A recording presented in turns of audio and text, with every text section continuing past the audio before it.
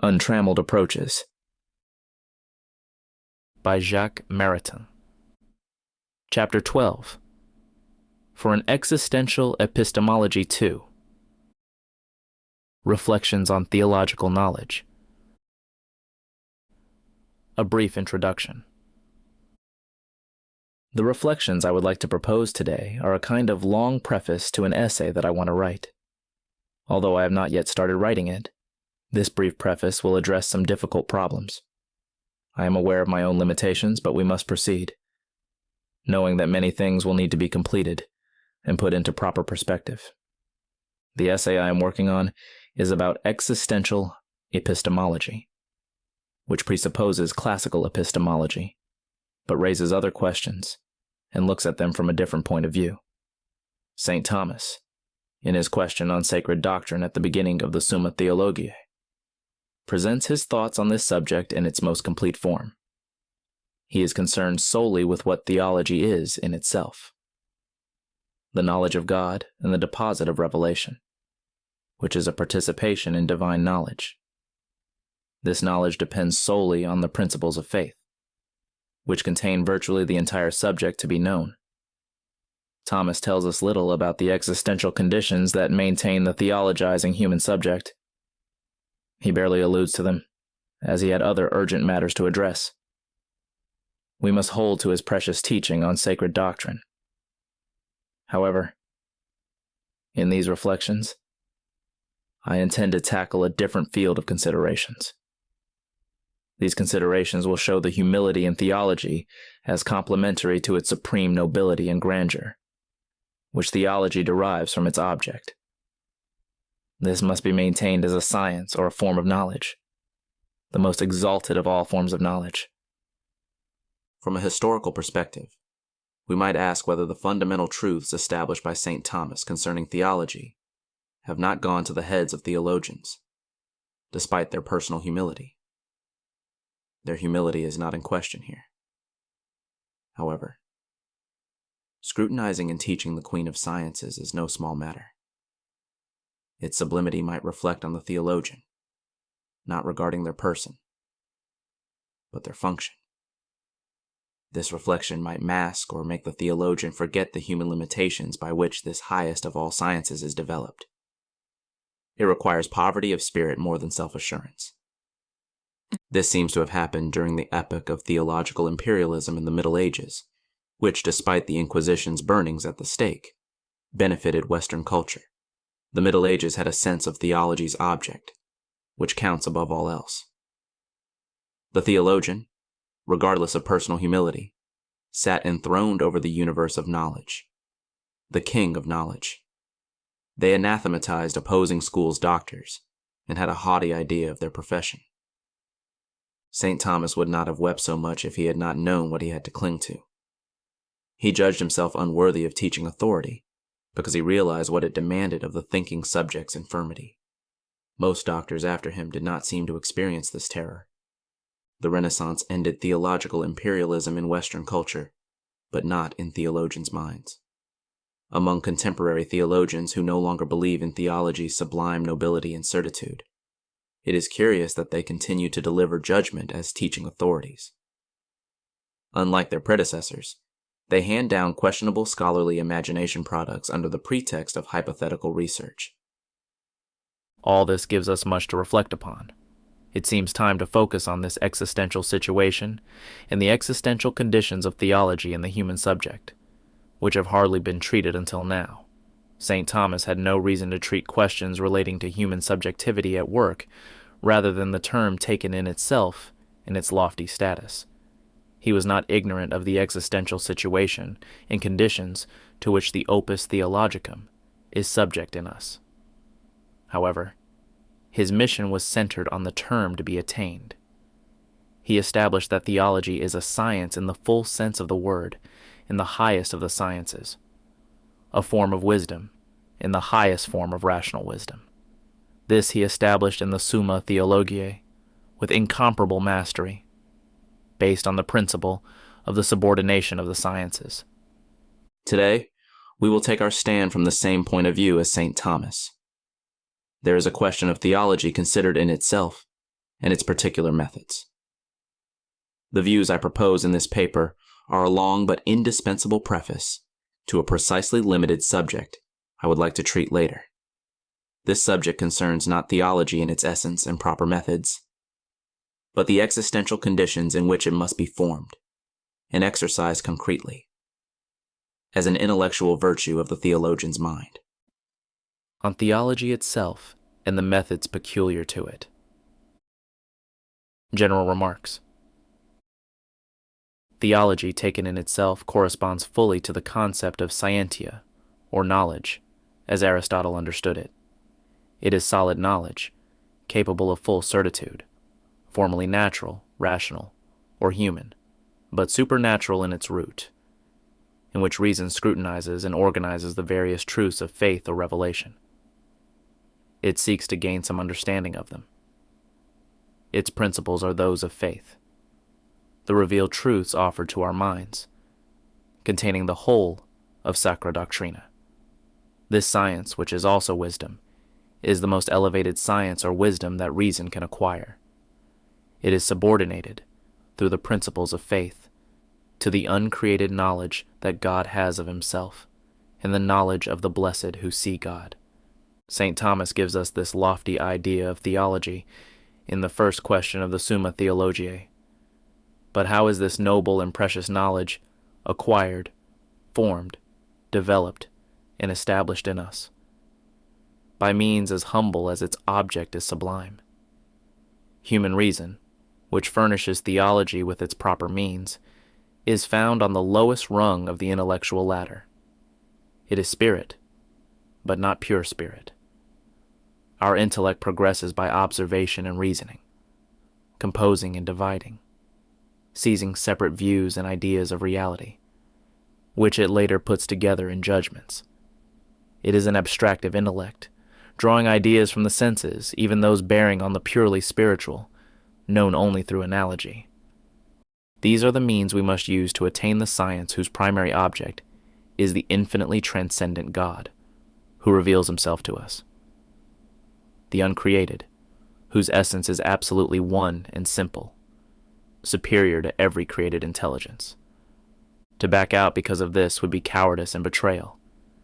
Being a theologian demands great courage, the courage of faith, the courage of our need for intelligibility, and the courage of hope and confidence in divine providence. Our existential situation is far from comfortable. After centuries of history, we do not have a single unique theology that constitutes a body of doctrine and a general system on which all theologians agree. Instead, we face several theological schools opposed to one another, with incompatible bodies of doctrine. This is natural, as human reason, with all its weaknesses, tries to satisfy our thirst for intelligibility by organizing the truths of revelation into a humanly developed body of knowledge. Where does theology, taken in itself or in its essence, come into the picture? Is it a daydream of our imagination? Is theology, instead of bringing us to a participation in God's knowledge, occupied with the pure unknowable, fabricating systems of human opinions in contradiction to one another? This would mean that revelation does not help us know anything, which is absurd, and that the truths of faith are fictions or myths. Or is theology considered in itself the ideal limit to which a given ensemble of rationally elaborated truths, supernaturally rooted in the truths of faith, brings us closer over time? Here is where the courage of hope and confidence in God's providence comes into play. Could we believe that in such an important work for humanity, redeemed by the blood of the incarnate Word, God left mankind entirely to itself, without his mercy intervening to guide us? Let us hope that the apprentice theologian, who must choose among diverse theological schools and relativist gropings, will have enough confidence in divine goodness to think that God has already seen to the birth of a privileged master, charged with elaborating a body of doctrine. This doctrine corresponds to theology taken in itself and in its essence, bringing us closer to it over time. Let us hope that the apprentice theologian, who has to make a choice among the diverse theological schools, will have enough confidence in divine goodness to think that, according to his customary way of acting as the entire history of salvation attests, he has already seen to the birth of a privileged master charged with the elaboration of a body of doctrine. This doctrine corresponds to theology taken in itself and in its essence, to bring us closer to it through the ages. It will be up to someone who searches with a boundless love of truth to discover this master, with the help of the Holy Spirit. This constitutes a remarkable act of faith and confidence. I do not believe that anyone who aspires to be a theologian can do without it. This implies more than adhering to particular traditions and to the particular doctor of some religious order. The searcher will not be alone. To guide him in his search, he has the preferences of the Church itself, since she has chosen one as her doctor communis. Let me go back now to those humble means which are the proper means, according to the measure of human reason, by which theological knowledge takes its form, grows, and operates within us. They are good means. Reason is made for the true, for what is most lofty as for what is most down to earth. But they are also fragile and exposed to error and accidental mistakes. Even when they are put to use in a doctrinal synthesis, fully founded on truth, they still entail risks that we must be very careful to avoid. The great difficulty is the analogy or the superanalogy of the concepts, which both the theological virtue of faith and theological knowledge make use of. All activity of thought must remain faithful to this analogy, thanks to which we are able to lead our humble, limited, and parceled out concepts, along with our humble discursive processes, across the boundaries of the infinite, to draw closer to the infinitely transcendent One, whom we cannot grasp in himself. It is a question of intellectual vigilance, for the knowledge of divine things is marvelously free in its handling of our poor means. There is also a question of metaphor, which it uses to raise up our minds to some understanding of the ineffable. However, when there is a question of properly applying a concept to the divine reality, and this is essentially what theology tries to do, it can make use of no purely metaphorical concept. I would like to point out here, in particular, two weaknesses or inconveniences inherent in the means our reason necessarily has to make use of. The one refers to distinctions of reason, which theological knowledge has to make use of so frequently. The other to certain concepts themselves which it must use.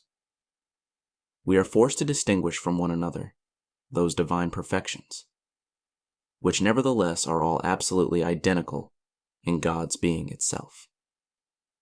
These are distinctions of reason, as for example, between God's knowledge and his will, his love and his justice. Nothing is more legitimate. But once these distinctions have been made, it sometimes happens that in a theological exposition we seem to make use of them as if there were a question of real distinctions. In other words, it happens that we seem to treat everything connected with God's knowledge, for example, with everything connected with his will, as if they were two domains just as fundamentally distinct and heterogeneous as those of knowledge and appetite in us. This is not all that serious. For on the one hand, we know very well, all the while we are trafficking in this way with our rational discourse, that there is no real distinction among the divine perfections, nor between them and the divine essence. On the other hand, we know that the distinctions of reason that we use in this case are not only distinctions of reason founded in reality, they are founded in a reality so much more real and rich with life than all created realities, that even seeming to treat them as if there were a question of real distinctions is just a rather feeble way of paying homage to God's transcendence. Still, it is necessary that our thinking activity never let itself be caught in this trap of seeming. And it should never be forgotten that the one about whom the theologian speaks is not a mosaic of different perfections glued to the wall of aseity, but the living God in his sovereign and transcendent unity. the same being, subsisting in itself, in which we are obliged by our human means to consider separately each of the perfections in question, each of which is in reality his very essence and his very life, and cannot be truly known by us except by our taking account of all his other perfections. This would require, it seems to me, that in the teaching of theology the study of each divine perfection be completed by the consideration of its relation to some other perfection, as by elevations, in which the mind would be made aware again and again of the infinite transcendence of the uncreated. The second weakness or inconvenience inherent in our halting, earthbound means is the one which pertains to certain concepts which theological knowledge is obliged to use. In fact, what it has to use are concepts that are manifestly not only analogical and superanalogical, like that of being, goodness, intelligence and will, knowledge and love, which we recognize immediately, when applied to creatures, as embracing and circumscribing the object of intelligibility which they signify. But when they are applied to God, they leave the signified reality as incomprehensible and exceeding the name's signification. Theological knowledge must also use concepts whose original meaning is univocal in current usage, but which can be, and are, raised by the theologian to an analogical level. Some examples: knowledge of simple intelligence and knowledge of vision, antecedent will and consequent will, absolute power and ordained power, vindicative justice, etc. With such concepts we run the risk of falling unawares, and by simple lack of attention, into an unavowable univocity, and so having thoughts about God that are unworthy of him. This particular weakness or inconvenience, then, is more serious than the first, but not too serious. For if the theologian's manner of expressing himself irritates our ears, he himself is always ready to regain control of the situation and escape from the trap of univocity, even when he is speaking of the vindicative justice of him who is love, and who has no desire or need to avenge himself. In truth, I have nothing against the concepts themselves. We cannot get by without them. I dislike the words used to designate them. It was out of fidelity to, and veneration for, the fathers and doctors of the Church that the vocabulary of theology was set up, preserving, as if they were holy relics, those words which were themselves invented, on the spur of the moment, by our masters and ancestors in sacred doctrine, attentive only to the mental construct necessary to solve some difficulty or to conquer some error, in order to translate this mental construct into words, with a freedom of spirit more to be admired than imitated. They seized upon whatever fell within their reach, even if they were expressions halfway metaphorical and heavily weighed down with obscurity. I know very well that every science is obliged to have its own technical vocabulary, and that it would be simply absurd to ask theologians to speak like everyone else, under pretext of adapting the divine mystery to the mental capacities of the general Christian community, and making easy what is difficult by its very nature.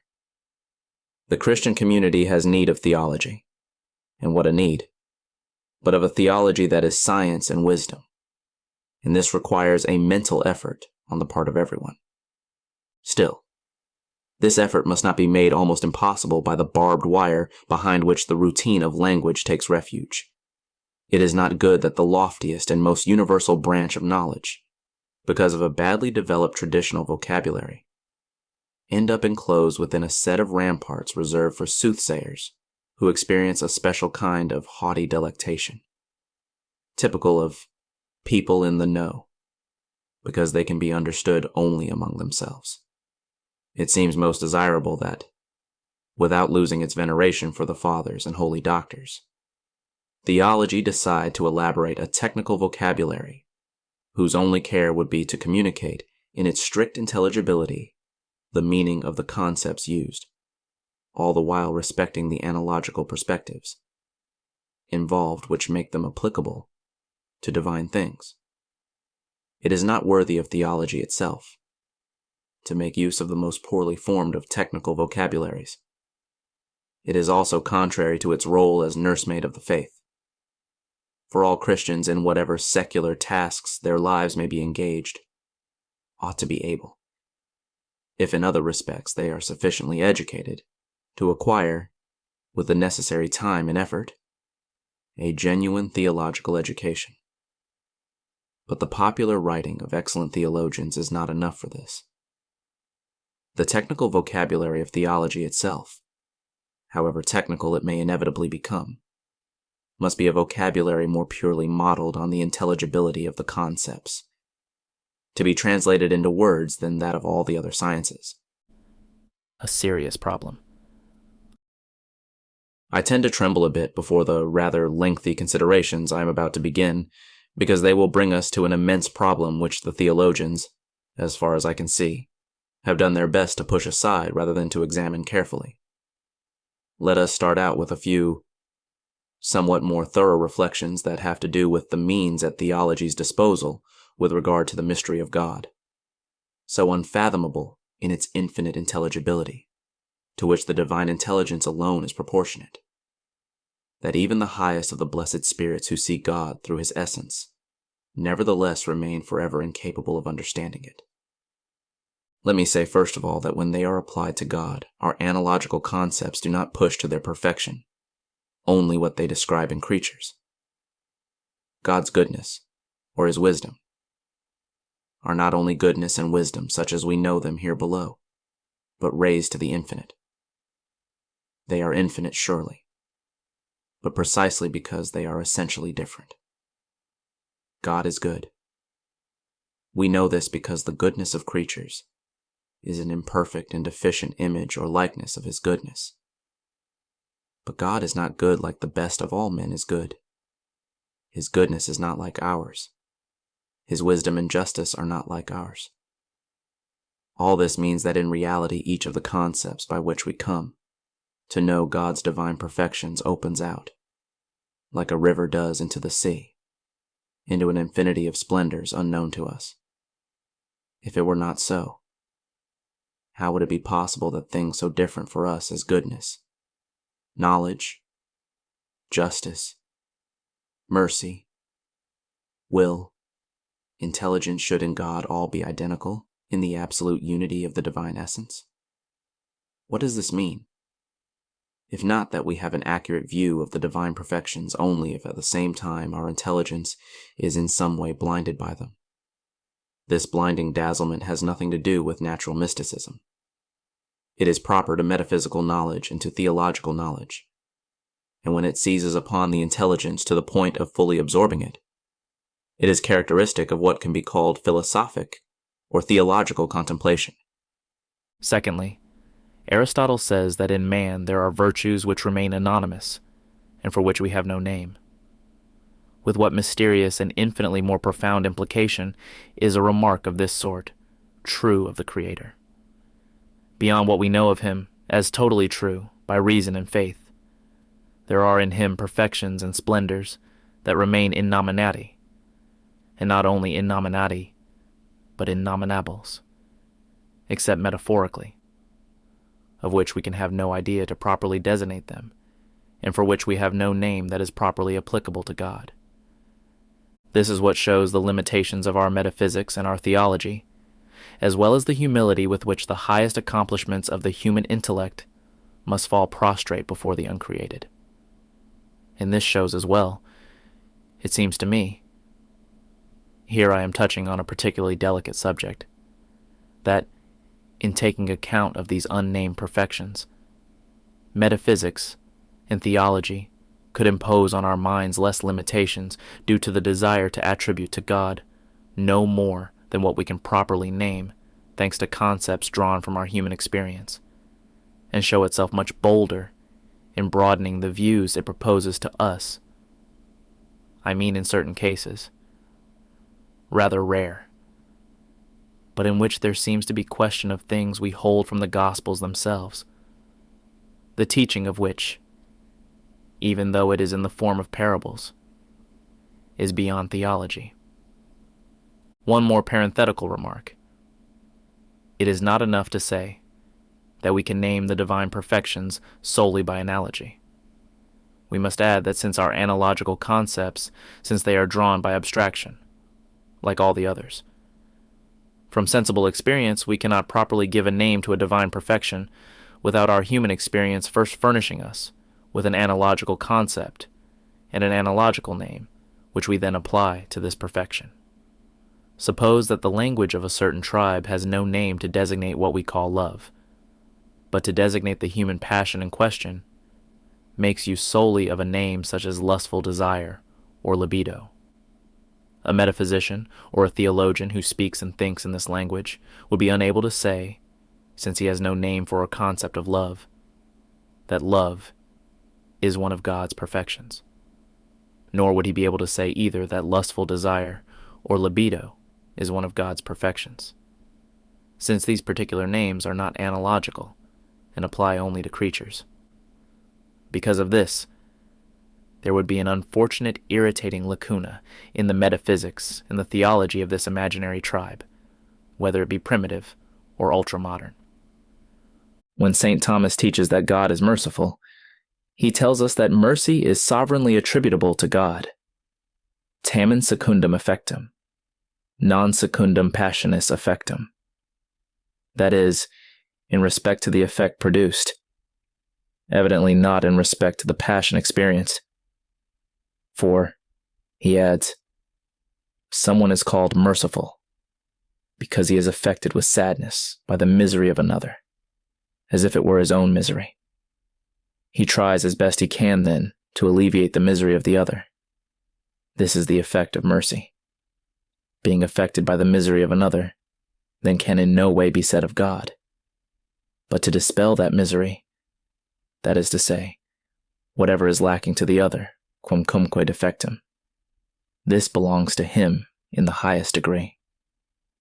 All this is perfectly true, and it is quite clear that sadness and affliction, because by their very nature they imply dependence and imperfection, could not be attributed to God.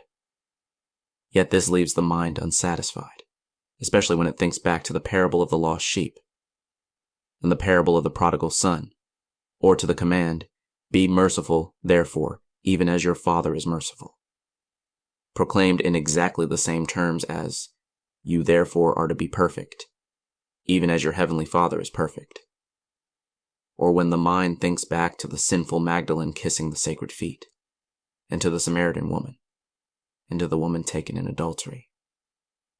Was not the human mercy of Jesus the living and fully accurate image showing us not only that what Jesus does, the Father does as well, but also that what there is in Jesus' heart in the human mode, in particular his marvelous compassion, is in the Father as well in the divine mode. Qui vide me, vide patrem. Moreover, if a perfection like love, to which mercy itself is so close, is properly attributed to God, it is not solely because of the effect produced. Love is attributed to God, not solely because he is the cause of good in all things that exist. Creans et infundens bonum in rebus. Love is a perfection of God, not only according to what he does, but also according to what he is. Indeed, God is love itself. Is it not the same in the case of mercy?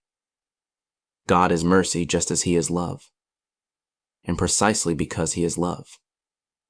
Should it not then be said of mercy that it is found in God, not according to what it does, but according to what it is, but in this case in a state of perfection, for which there is no name, a glory or splendor without a name, implying no imperfection whatever, as distinguished from what we call suffering or sadness, and of which we have no idea at all, no concept, no name which might be properly applied to God.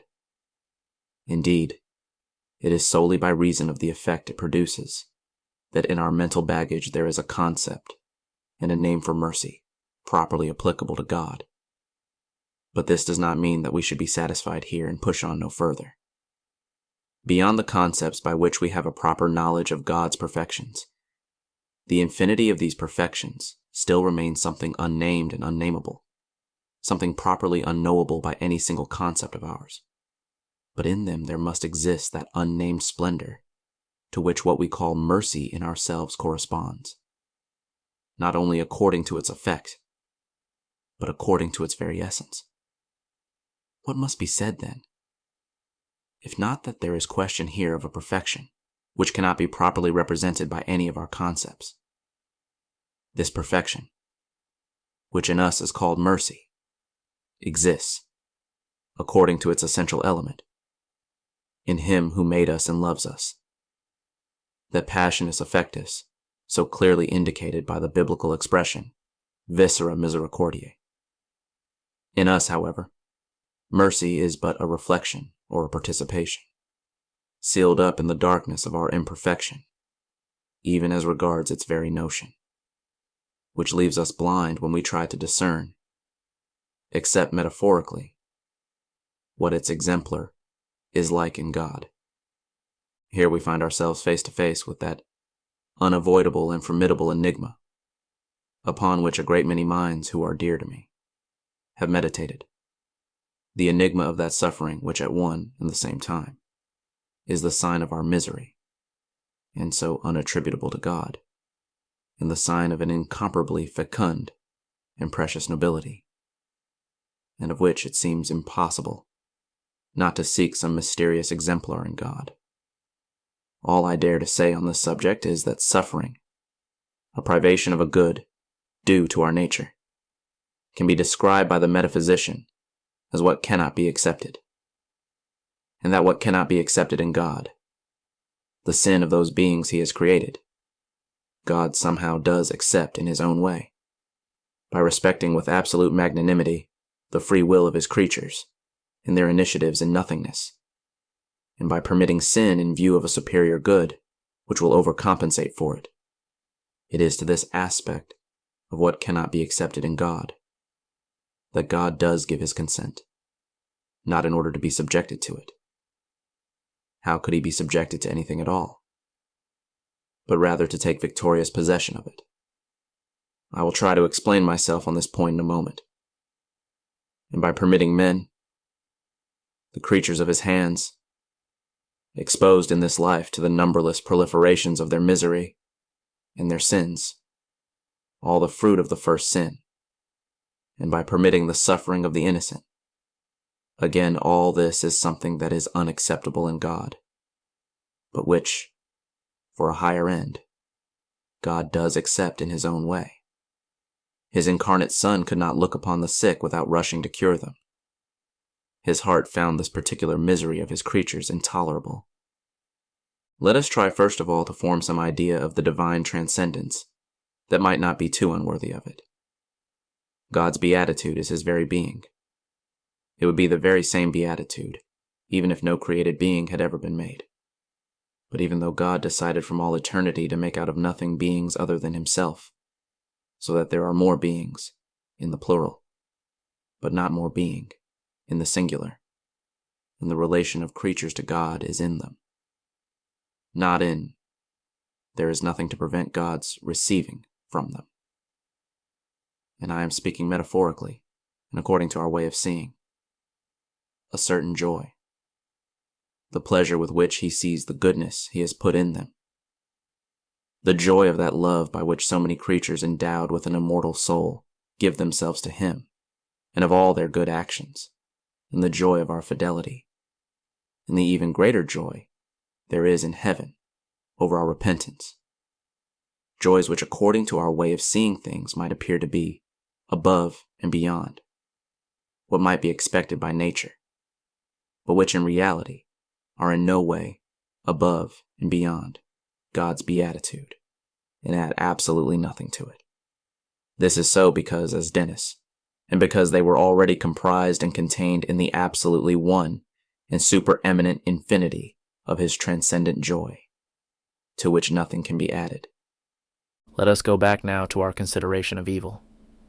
Each time that a creature sins, and in each case the creature takes the first initiative, the initiative of nothingness. God is deprived of a joy, above and beyond, according to our way of looking at things, which was due to him by another, and which that other does not give him. And something inadmissible to God is produced in the world. But even before triumphing over what is inadmissible by a greater good, which will overcompensate for it later on, God himself, far from being subject to it, raises it above everything by his consent. In accepting such a privation, which in no way affects his being, but only the creature's relation to him, he takes it in hand and raises it up like a trophy, attesting to the divinely pure grandeur of his victorious acceptance. Ours is never such except at the cost of some defeat. And this is something that adds absolutely nothing to the intrinsic perfection and glory of the divine esse, and is eternally pre-contained in its essential and supereminent infinity. For this is an integral part of a mysterious divine perfection, which, even though it has reference to the privation of what is due to God by creatures existing at some particular point in time, is infinitely beyond the reach of these creatures. In fact, the creature, by his free nihilation, is indeed the cause of the privation in question, in whatever concerns itself, but in no way in what concerns some effect that might be produced on God by that creature. The only effect produced is to make the creature itself, in his relation to God, which is real only from his side, responsible for some privation or other of what is due to God. And such privations are presupposed from all eternity by that mysterious divine perfection I am speaking about. This divine perfection is eternally present in God, and by the infinite transcendence of the divine being, is the unnamed exemplar, incapable of being designated by any of our concepts, toward which like blind men we raise our eyes, and which corresponds in uncreated glory to what suffering is in us. In the final analysis, does not the sin of the beings he has created constitute God's evil?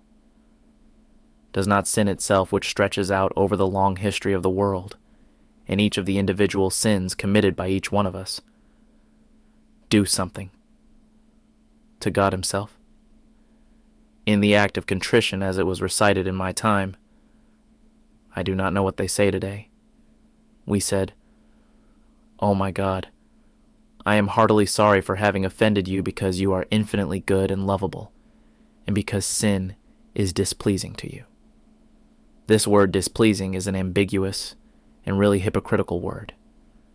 A thing which displeases me can simply mean something that does not give me pleasure and leaves me completely indifferent.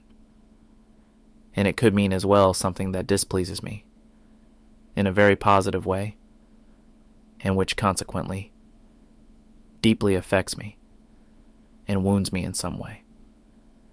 And this second meaning is certainly present in the formula of the prayer, metaphorically of course, but of capital importance. It is there, but carefully veiled by the first meaning. In the formula of the act of contrition, I think we would do much better if we had recourse to an expression that is frankly metaphorical. By saying, for example, "Because sin cuts to the very heart of your love." And in the Our Father, a less defective translation perhaps would be, "Forgive us our betrayals, as we forgive those who have done us wrong." What sin does to God is something which reaches God in the deepest way, not by making him subject to some effect brought about by the creature, but by making the creature, in its relation to God, pass over to the side of the unnamed perfection, the eternal exemplar in him of what suffering is in us, which I have just tried to explain. The entire humanity of Christ, wrote Risa, is the mystery of love.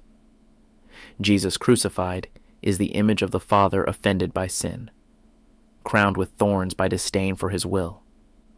The pierced feet of Jesus signify that the offended Heavenly Father was kept from running to our aid, Jesus, whose pierced heart signifies that what we have offended was love itself. In speaking this way of the offended Heavenly Father, Risa did not have in mind some irreverent gesture made to the king as he passed in procession. She was thinking of a betrayal of love, which cuts to the very heart. I am speaking metaphorically, of subsistent love. In other words, a betrayal by which, without producing any effect in him, we make ourselves responsible for the privations of what we owe him. Privations that have been presupposed from all eternity by the eternal exemplar in him, incapable of any designation by our concepts or our words of what suffering is in us. If we want to push logic to the limit and attain some idea, necessarily disconcerting, but truer than what we are generally satisfied with, of the divine transcendence, then we must say that this mysterious perfection, which in God is the unnamed exemplar of suffering in us, constitutes an integral part of the divine beatitude. Perfect peace at the same time, infinitely exultant, beyond what is humanly conceivable, burning in its flames what is apparently irreconcilable for us. This peace exults at one and the same time in the eternal splendors of glorious possession, for which, at least for many of which, we have names that properly designate them, in the eternal splendor of the glorious acceptance as well, for which we have no name to designate it properly. This glorious acceptance was made known to us in that image par excellence, the image of the flesh and blood of the Son of God, dying on the cross, and then rising again. But he does keep for all eternity his 5 wounds, which are glorious forever. And one day we are reminded of this acceptance, as if by a living and holy metaphor, by the glorious tears of Mary when she came to complain and to weep before 2 little shepherds chosen from among the poorest and least educated of the children of men. "From the time I have been suffering for all of you," she said at La Salette. Is it necessary to add, it is so very evident that the divine beatitude is unchangeable because the decision to create has been taken from all eternity, and because the entire succession of time is completely encompassed within the divine instant of eternity. God in his freedom, and all his free choices, and all his free permissions, are within that instant which endures forever. And to that instant, the final day of the world is as eternally present as the first. I do not want to get involved in overly technical explanations. Let me simply note that beyond the manifestly analogical concepts of an analogy of proper proportionality, such as being, truth, goodness, and other concepts whose original meaning is univocal in current usage, but which can be and are raised by the theologian to an analogical meaning according to the analogy of proper proportionality. There are concepts whose object not only implies limitation and imperfection in its very notion, but which, in the reality to which they refer as it is experienced by us, designate no perfection emerging above the sensible. These latter concepts are univocal by their very nature, and cannot be said of God except metaphorically. God is my rock. And finally, there are concepts whose object also implies limitation and imperfection in its very notion, and so cannot be said of God except metaphorically, but which in the reality to which it refers as we experience it, does designate a perfection emerging above the sensible, as is the case with suffering in the human person. Suffering is an evil and an imperfection, but by the fact that the Spirit approves of it and consents to it and seizes upon it, it is incomparably noble as well. Misery and nobility, evil suffered and grandeur of soul, heartbreak and illumination are all there together in one of those lived contradictions, and in one of those indissolubly joined conflicts with which our psychology is not very content. And nobility of soul emerges to higher levels, all the while remaining bound to the misery that it drags with it.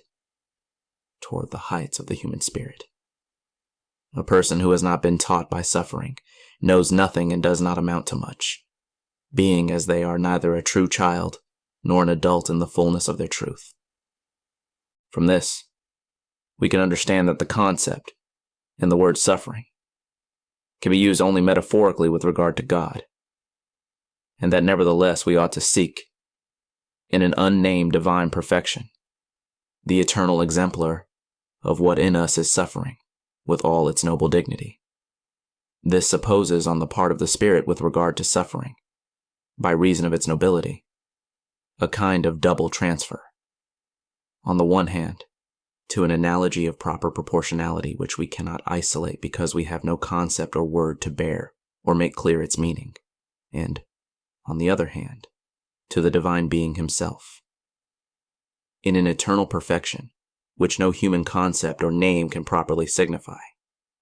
From an entirely different perspective, this time historical, we can point out that it is Christ who revealed to our consciousness this nobility of suffering. Before him, men were capable of seeing in suffering no more than the torments it imposed on them. It was nothing but an evil for them. Buddhism took for its object to deliver us from it by killing all desire. Stoicism pretended to triumph over suffering in a wisdom that annihilated it.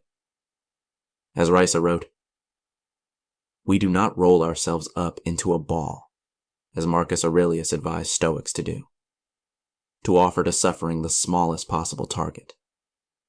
Christians attach themselves to the cross and expose themselves to any blows whatever. It is only in a Christian context, and by recalling the sufferings of the Son of God, that human beings, and the poets before the theologians, have come to understand little by little what mysterious perfection there is in the suffering of creatures."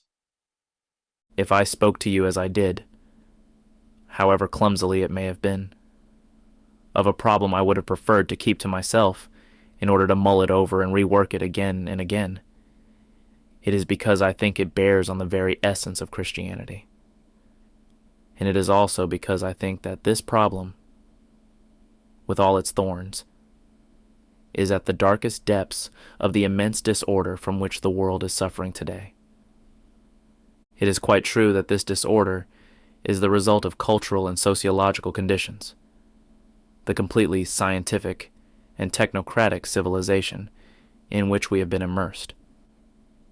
But there is a question here, and much more profoundly so, of a kind of spiritual despair which troubles the deepest recesses of men's souls and turns them away from God, sometimes enraging them against him.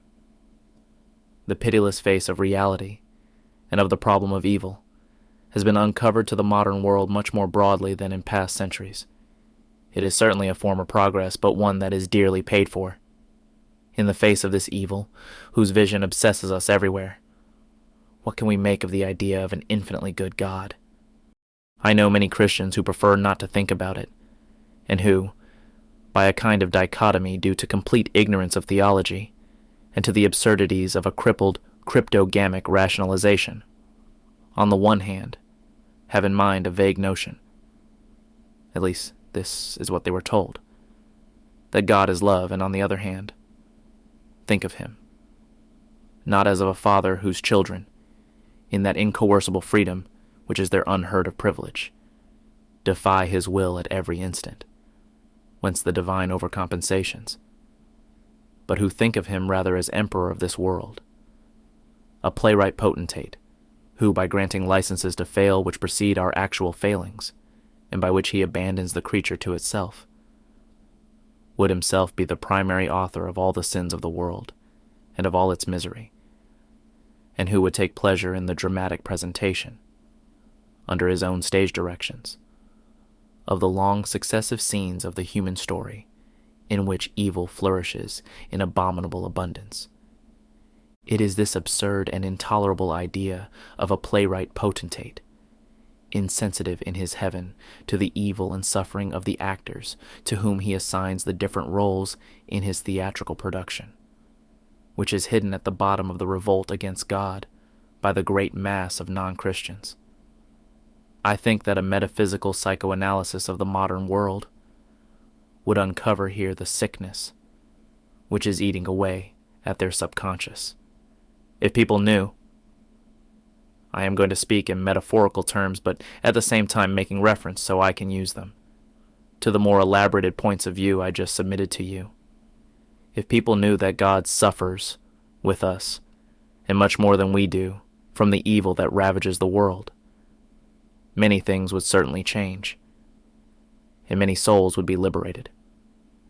Then perhaps they would no longer find closed and devoid of meaning for them the words which tell them that because of his pity, in which we find so precious, even if it can be named only metaphorically, that compassion by which he takes us to his heart, and there makes our misery his own, he sent his Son, factus homo, to suffer and die for us.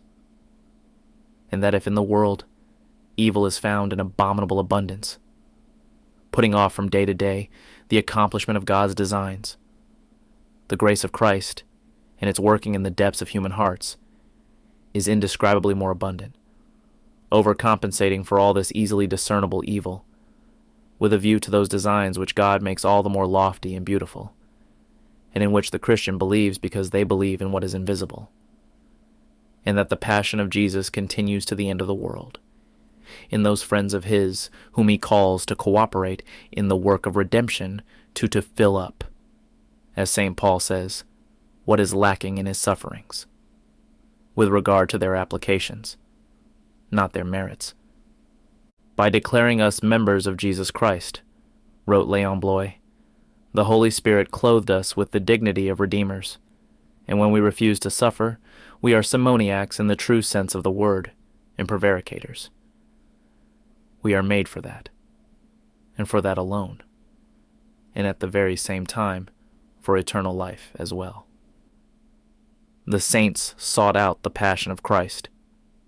They believed the word of their Master when he said that he shows the greatest love who lays down his life for his friends. And we who are not saints, yet we are called to become so. We can understand these things and do as best we can, advancing little by little, like cripples, along the same road, and counting on God's pity. To the problem of evil taken in all its dimensions, there is only one answer, the answer of faith in its integrity. And at the heart of our faith is the certitude that God, anyway Jesus said so, has for us the feelings of a father.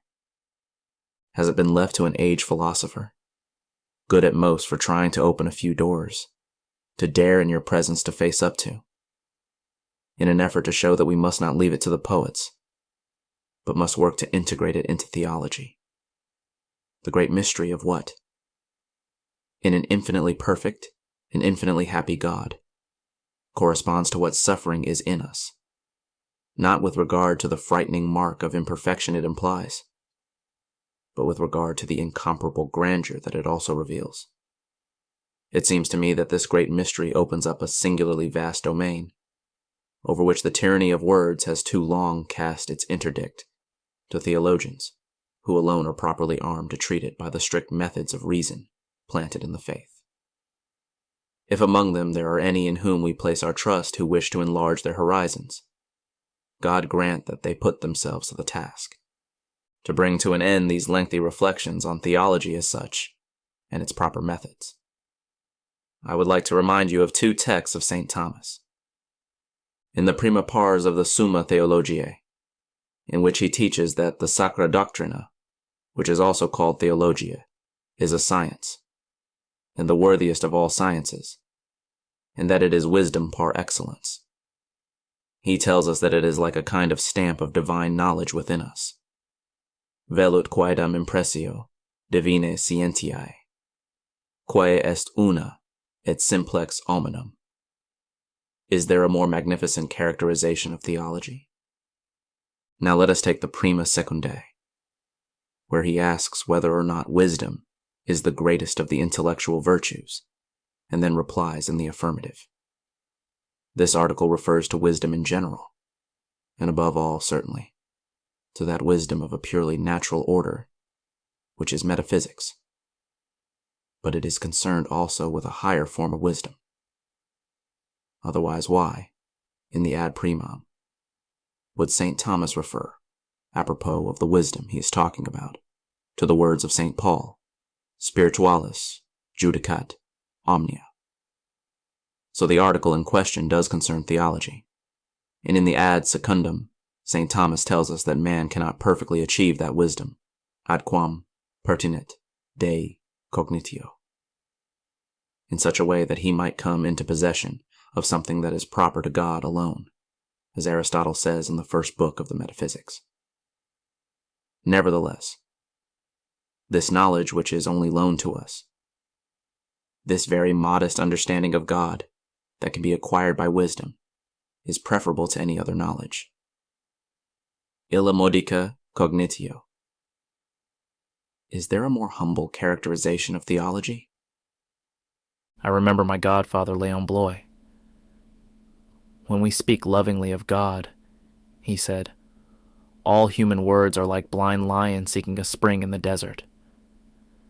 Supreme elevation as to its object, extreme humility as to the means put at the disposal of human reason.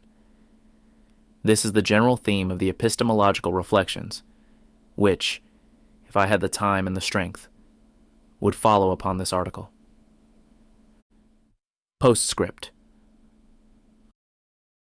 I have been granted neither the time nor the strength I had hoped for. Still, I would like to propose here in as brief a postscript as possible. Alas, it will probably be much too long. 3 remarks to which I attach particular importance. First of all, I would point out that the highest knowledge of the natural order, theological knowledge, evidently cannot have the intuition of its proper object, since this is the divine mystery itself. It follows from this that, in order to be properly constituted, theology needs the services of its ancilla, philosophy, and above all of metaphysics, which does have the intellectual intuition of its object, being, and that it too has need of higher illuminations, which are those of the gift of wisdom and of loving contemplation. It asks to be joined to these 2 kinds of knowledge, the one inferior by nature, and the other superior by nature, to theology itself, which then finds itself caught between 2 other wisdoms. On the other hand, St. Thomas teaches that it is essential to theological argumentation to proceed ex auctoritate, or to rely, in order to go forward, on the authority of what has already been declared, above all by the infallible word of God himself, divine revelation, and the canonical scriptures. But also, even though this authority is assuredly far less solid and subject to discussion, by the doctors of the Church, and even by the philosophers, where they could know the truth by natural reason. It is by rational reflection on what God has said, and on what has been said by the fathers and the great doctors, trustees, and witnesses of the Christian tradition, indeed even by the philosophers themselves when they have spoken wisely, that theology fulfills its office, shedding light for us on the truths of the faith. Does this mean that another sort of intuitivity, in no way implying intuition of the object of this knowledge, but which would enter into play apropos of this knowledge, and which remains only a natural quality of the thinking subject, would not exist among the theologians? Absent. However, in order to avoid any risk of confusion, I prefer to designate this other kind of intuitivity by the word objectality. It is useless for the theologian to argue ex auctoritate, and by referring to what was said before his time by the great doctors.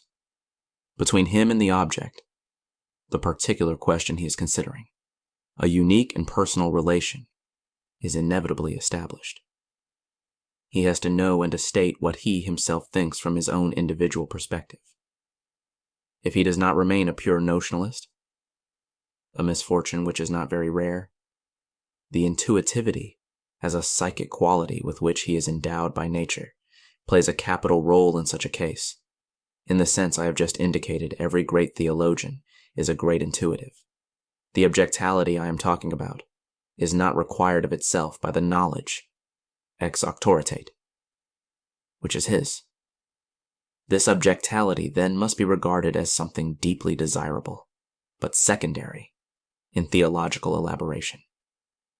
On the contrary, and even when the object considered is too high for its intuition to be possible here below, this objectality is of primary importance for the philosopher and the metaphysician, for it is his knowledge itself which demands it.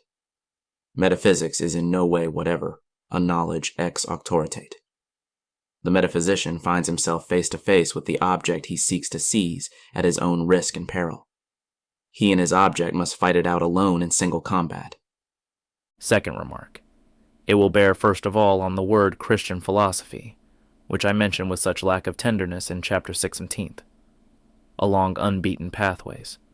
Such an expression runs the risk of being completely misunderstood, as if the philosophy in question were more or less reined in by confessional proprieties.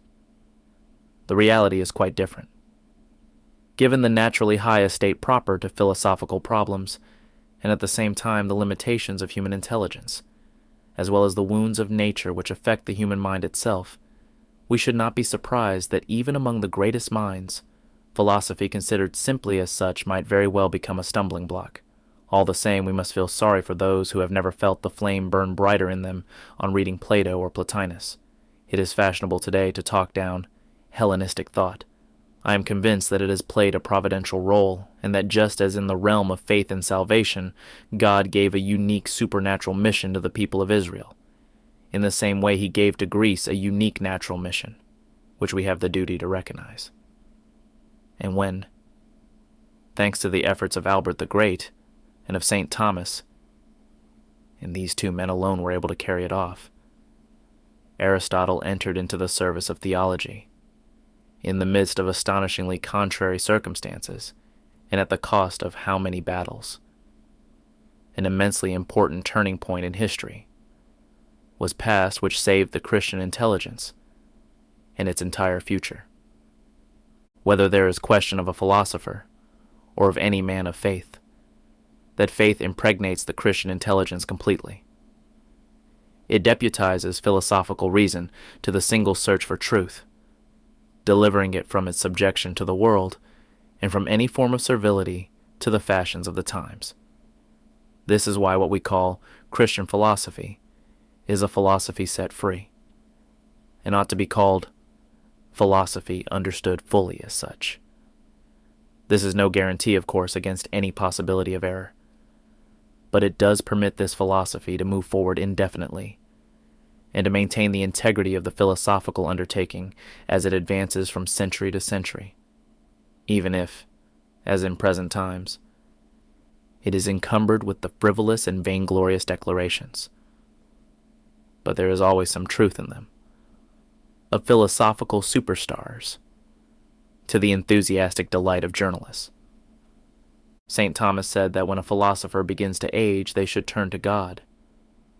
How could the work they were engaged in to the very end better conform to this wise exhortation than by the application of their philosophical reflection to the more lofty questions treated by that knowledge superior to their own which is called theology? This is what happened to me when I entered into old age, and this is what explains the content of this present volume. That a philosopher, all the while remaining more than ever a philosopher, and more than ever faithful to the perspective in the objectality proper to philosophy, should take on as the object of their reflection matters which of themselves depend on the science of theology. Such an undertaking seems at first sight quite paradoxical, and of such a kind as to scandalize both their philosophical and theological friends. Nevertheless, this undertaking is completely normal.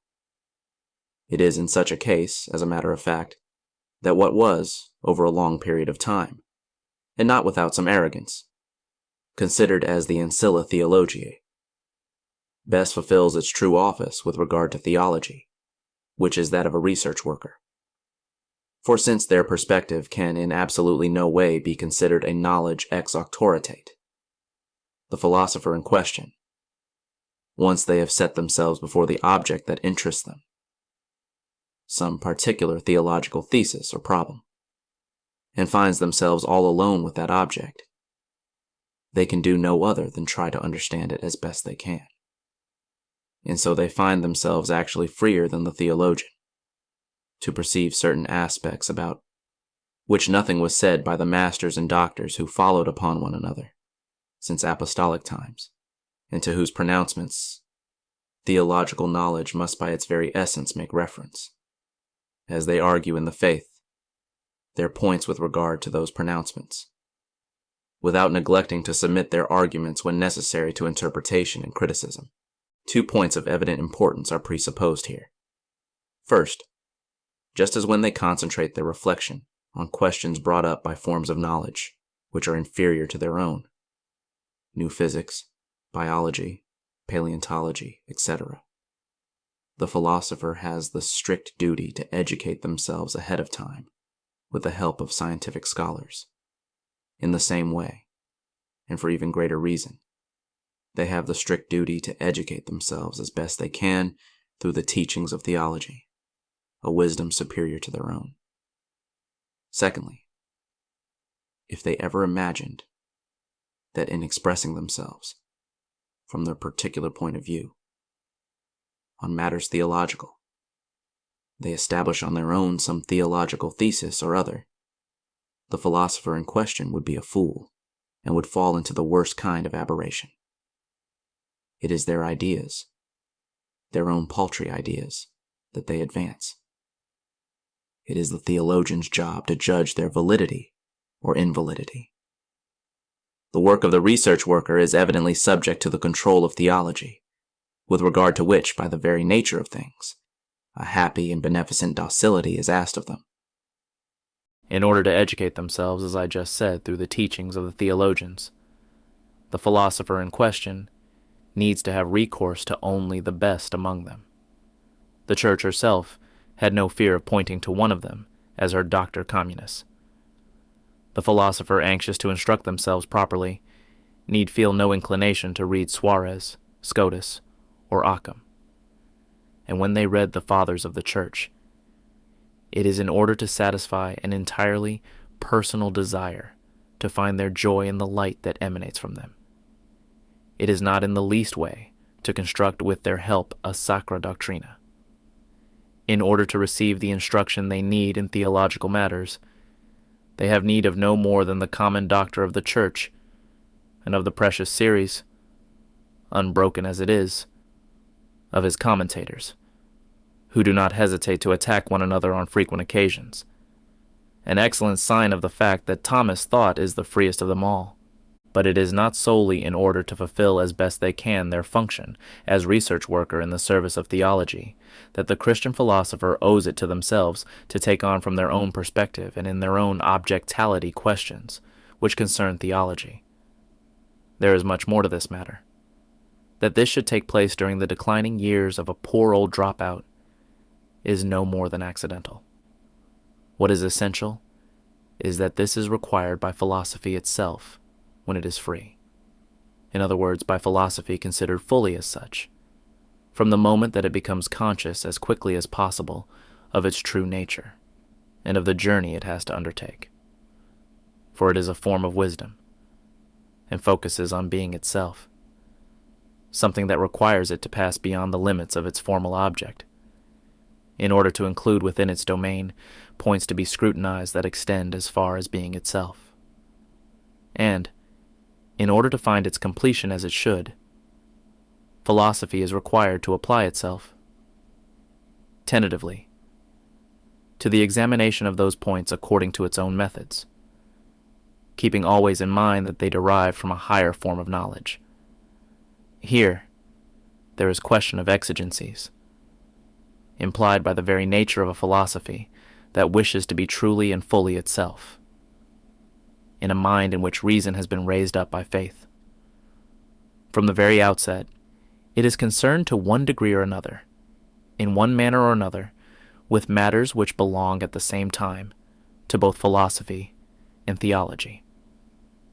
So the undertaking we speak of is paradoxical only in appearance, with an untrammeled extremism and proceeding on its own to the very end, along the roads by which philosophical knowledge in its fullness as such makes its journey.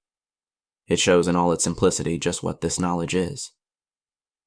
It is of itself, and considered as philosophy, and even considered as philosophy set free by faith, something that is perfectly normal.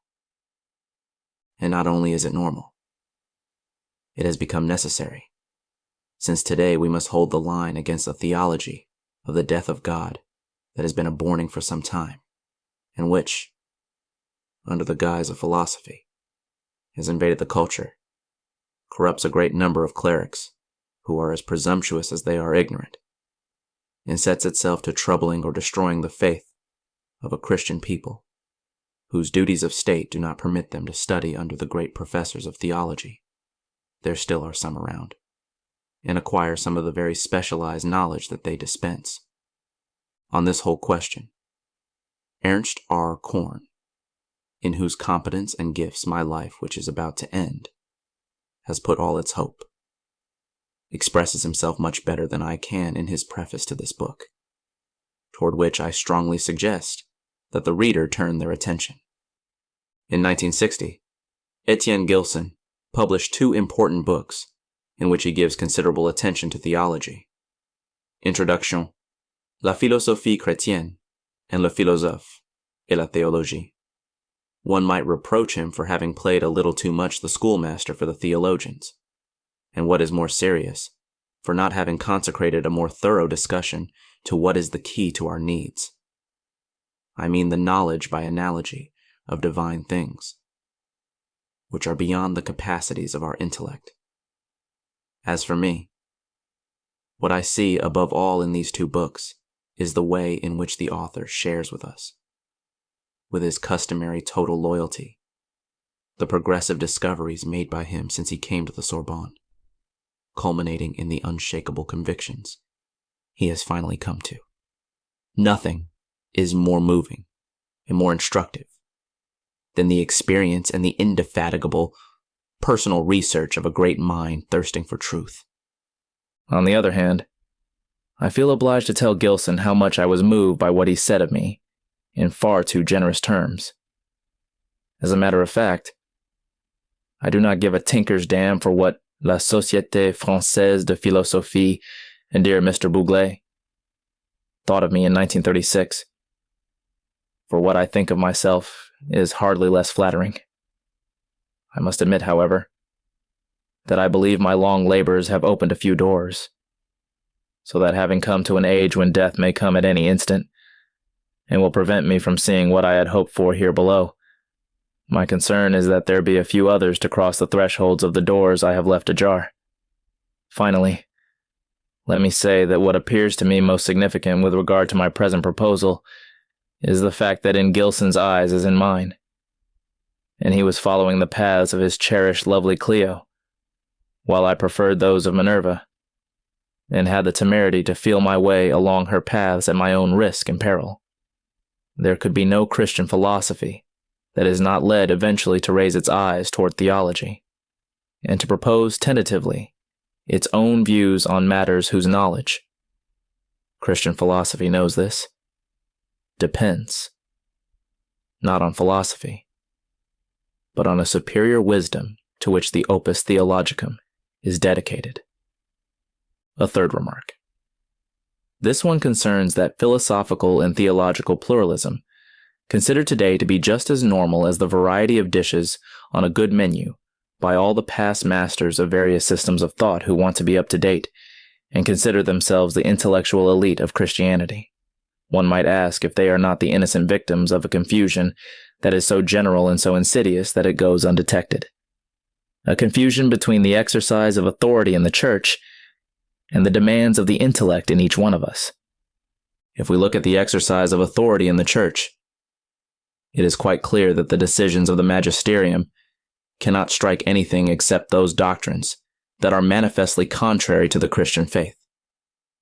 For many centuries, this exercise of authority was carried out with cudgel and cane, a system that made the work of the Holy Office quite easy and set up a kind of reign of terror. In spite of this, The principle was always maintained that those doctrines opposed to one another, in which, however violent the conflict between them might be, the Church discerned no opposition to faith in the deposit of revelation, had a perfect right to be expressed and taught freely within the Church. In our times, there is no more question of solemn condemnations or consignments to the index, etc. Yet on the other hand, our superstars find in any theology or fantastical exegesis whatever, in any more or less camouflaged Hegelianism, and in any atheistic philosophic system, something or other to freshen up the apostolic faith. However, the magisterium evidently always maintains the right, which it is careful not to abuse, and the duty as well, to point out from its point of view, as best it can, that this or that philosophical or theological position is not incompatible with the faith. And the principle still remains firm at all times and more than ever now, that any philosophical or theological doctrine which is incompatible with the Christian faith retains the complete freedom to be expressed and taught within the Church. This is the sound pluralism that must be recognized in what concerns the exercise of authority in the Church. But at the same time, this is where things become singularly complicated. For the fact is that today such large account is given to this pluralism, such vast proportions are attributed to it, and the practical largesse dispensed by it shines with such brilliance, that everyone is ready to extrapolate, and to conclude that not only in what concerns the exercise of authority within the Church, but also in what concerns the very exigencies of the intellect as well, this philosophical and theological pluralism is required as such as the normal and necessary condition presupposed by the work of thought to which our mind is called. There is no greater mistake. In fact, as soon as there is question of the work of the intellect to be accomplished by each of us at our own risk and peril, the point of view changes entirely. What is involved here is the personal relation between each of us and the truth which our mind must serve. What the intellect seeks is the truth, and there cannot be two truths. If one philosophical or theological doctrine is true in its basic principles and in its essential structure, then all others must be considered more or less false. I must reject them, not assimilate them. I certainly know very well that in the falsest of doctrines and in the wildest ones, especially the wildest, I can find something for my instruction, and put my hand on some pearl of great price which is offered to me by pure chance. But between this realization and the thought that these doctrines themselves are interchangeable, or that they generously complement one another in an uplifting, dignified cacophony, there is a veritable abyss. A rational explication of the deposit of the faith is worthless unless it is provided with a true theology, and a theology cannot be true unless it is sustained by a true metaphysics.